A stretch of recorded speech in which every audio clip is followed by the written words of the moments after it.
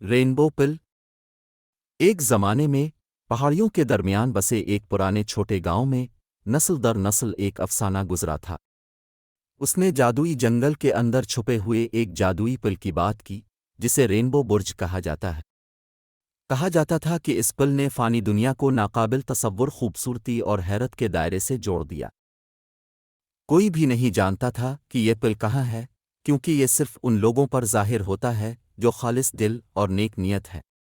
بہت سے لوگ رینبو برج کی تلاش میں جنگل میں جا چکے تھے، لیکن کوئی بھی واپس نہیں آیا، گاؤں کو خوف اور خوف دونوں میں چھوڑ کر۔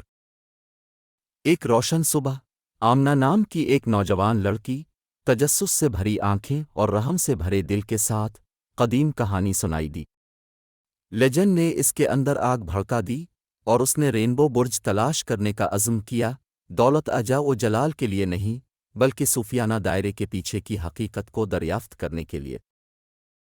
مقصد کے احساس کے علاوہ اور کچھ سے لیس آمنہ جنگل میں چلی گئی۔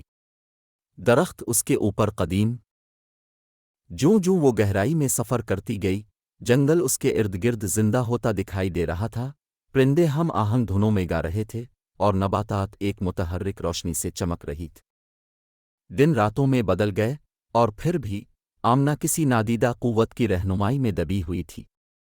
اس کا عزم غیر متزلزل رہا، یہاں تک کہ جب اس کے پاؤں تھک گئے اور اس کا راستہ غدار ہوتا گیا۔ وہ جنگل کی مخلوق سے ملی، عقلمند پرانے الوگ سے لے کر شرارتی گلہریوں تک، جن میں سے سبھی نے اسے خفیہ مشورے اور حوصلہ افزائی کے الفاظ پیش کیے۔ ایک شام، جیسے ہی سورج افق کے نیچے ڈوب گیا، جنگل کو نرم سنہری چمک میں ڈال رہا تھا، آمنہ نے ٹھوکر کھائی۔ اس کے مرکز میں ایک پل کھڑا تھا جو بظاہر روشنی کے تاروں سے بنا ہوا تھا، اس کے رنگ پینٹر کے پیلیٹ کی طرح بدل رہے تھے۔ وہ فوراً جان گئی کہ یہ رینبو برج ہے۔ جب اس نے اس پرفتن دائرے کی کھوج کی، آمنہ نے اپنے جیسا ایک گاؤں دریافت کیا، لیکن دائمی گودیولی میں نہایا اور خالص روشنی کی مخلوقات سے بھر گیا۔ انہوں نے اس کے دل کی پاکیزگی کو تسلیم کرتے ہوئے کھلے بازوؤں سے اس کا استقبال کیا۔ ان کی صحبت میں اس نے کائنات کے راز اور مہربانی اور شفقت کی حقیقی طاقت کو۔ اس عجیب و غریب سرزمین میں وقت دھندلا سا لگتا تھا، لیکن آخر کار آمنہ جان گئی کہ اسے گھر لوٹنا ہے۔ بھاری دل کے ساتھ اس نے اپنے نئے ملنے والے دوستوں کو الوداع کیا اور ایک بار پھر رینبو برج پر قدم رکھا۔ اپنے گاؤں میں واپس آمنہ نے اپنے ناقابل یقین سفر کا اشتراک کیا، جس نے رینبو برج کی کہانی اور اس سے آگے کے روشن دائرے سے دوسروں کو متاثر کیا۔